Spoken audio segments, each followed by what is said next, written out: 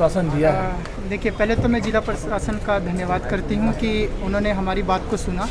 और अभी सबसे बड़ा मुद्दा था वैक्सीनेशन का, जिसको लेकर हमारा समाज बहुत जूझ रहा था।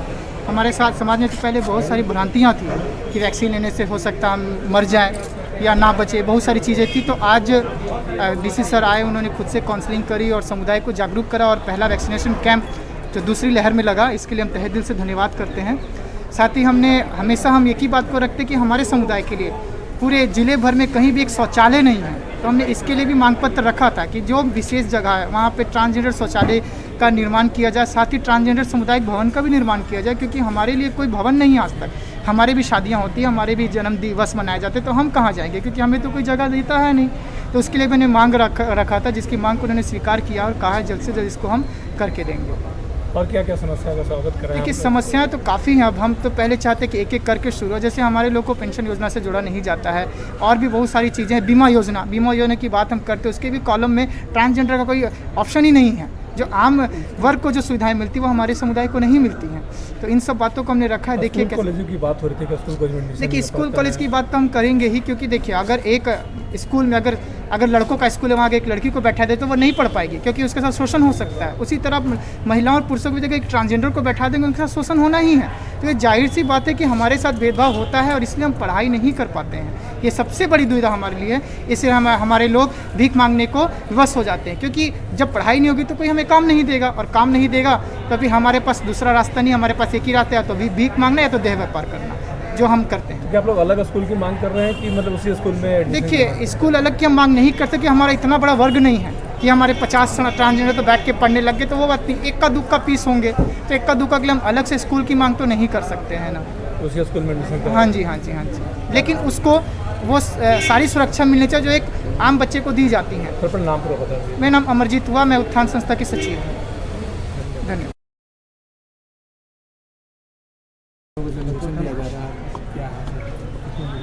हम लोग के भारतीय संविधान में भी और राज्य सरकार एवं केंद्र सरकार ये बिल्कुल समावेशी नीति पे काम करती है, और समावेशी नीति में हम लोग सोसाइटी के हर एक वर्ग को आज के दिन में इक्वल ट्रीट करते हैं। इसी क्रम में हम लोगों के पास में किन्नर समुदाय का प्रतिनिधित्व मंडल मिला था, और उन्हें बताया कि जो शहर में ऑनलाइन स्लॉट्स की व्यवस्था है, उसमें किन्नर समुदाय के लोगों को स्पेशली टेक्नोलॉजी की ज़्यादा जानकारी नहीं होने के कारण या स्मार्टफोन की कमी होने के कारण जो है वो टीके का स्लॉट सही से बुक नहीं कर पा रहे हैं, और उनके समुदाय के लोगों को आज के दिन वैक्सीन नहीं मिल पा रहा है।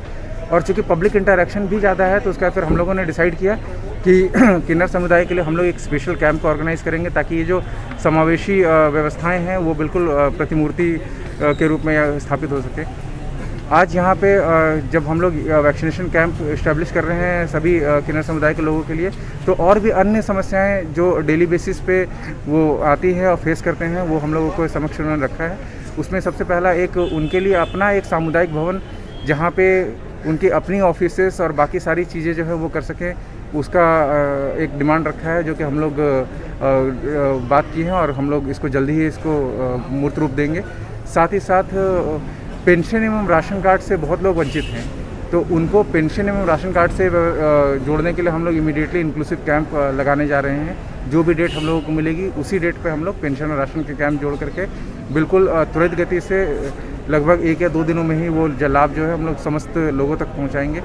साथ ही साथ और भी कुछ समस्याएं हैं, जैसे कि जीविका के साधन अर्जन करने के लिए जो नौकरियों में आज के दिन में उनका भागीदारी होना चाहिए, उसके लिए तो जो भी सक्षम लोग हैं, जो पढ़े लिखे लोग हैं, उनके लिए हम लोग डेफिनेटली जो चीज़ें हैं वो शुरू करेंगे। पर जो अशिक्षित लोग भी हैं उनके लिए भी हम लोग समाज के कुछ जो बुद्धिजीवी वर्ग हैं, जो समाज के औद्योगिक क्षेत्रों से जुड़े हुए लोग हैं या होटल व्यवसाय से जुड़े हुए लोग हैं, उनसे बातचीत कर रहे हैं कि उनके लिए भी व्यवसाय की व्यवस्था और रेगुलर मंथली इनकम की व्यवस्थाएं जो हम लोग करवाएं, ताकि जो इंक्लूज़न है, जो समाज में इनका समावेशन है, वो और जल्दी से हो सके। साथ ही साथ कुछ और छोटी छोटी समस्याएं भी हैं, जैसे कि अगर वो मेडिकल हॉस्पिटल्स में जाते हैं या किसी सार्वजनिक प्लेस में जाते हैं, तो पुरुष के लिए और महिला के लिए क्यू की व्यवस्था तो होती है, परंतु ट्रांसजेंडर के लिए क्यू की व्यवस्था जो है वो नहीं होती है। तो ये सब छोटे छोटे पॉइंट है जहाँ पे डेफिनेटली प्रशासन को काम करने की ज़रूरत है, और हम लोग ये अश्योर किए हैं कि हम लोग इस पर्टिकुलर चीज़ पे काम करेंगे। एक और डिमांड है आवास की। कुछ अन्य राज्यों में बताया गया कि किन्नर समुदाय के लिए स्पेशली आवास की व्यवस्थाएं कराई गई है।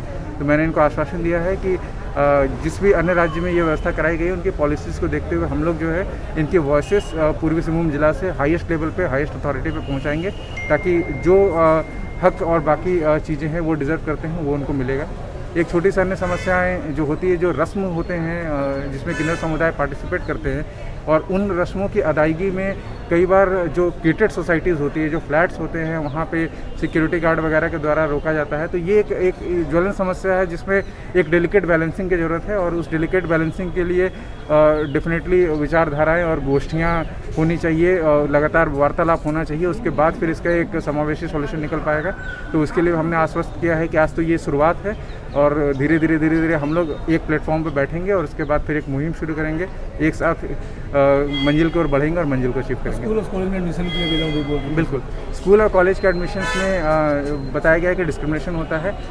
एसडीओ साहब हैं, और मैंने बताया भी कि जो भी स्कूल या कॉलेज में इस तरीके की डिस्क्रिमिनेशन है उसका हम लोगों को लिस्ट ले लें, और बाकी मैं एक बैठक जो है सारे स्कूल और कॉलेज के साथ करूँगा, ताकि उनको भी ये सेंसिटाइज़ किया जा सके। ये टॉपिक है जहाँ पे सेंसिटाइजेशन की ज़रूरत है एक्चुअली हमारे सोसाइटी को भी, और चूँकि हम सारे सोसाइटी के प्रोडक्ट हैं तो सभी को ये सेंसिटाइजेशन की ज़रूरत है। तो मैं मीडिया, एक बहुत ही सशक्त मीडियम सोसाइटी का, आज आपके मार्फत से भी मैं समस्त लोगों को, ना सिर्फ पूर्वी सिंहभूम जिला वासियों को, ना सिर्फ झारखंड वासियों को, बल्कि संपूर्ण देशवासियों को ये कहना चाहूँगा कि आज के दिन में हम लोग भेदभाव नहीं करें। ये समाज का एक सशक्त वर्ग है, ये बिल्कुल भी कमज़ोर वर्ग नहीं है, और समाज के सशक्त वर्ग को हम लोगों को अपनी हर अपेक्षित सहयोग और सहायता जो है वो प्रदान करनी चाहिए। तो सभी लोग इसमें आगे बढ़ें, तब जाके हम लोग एक बेहतर भविष्य की कामना कर पाएंगे।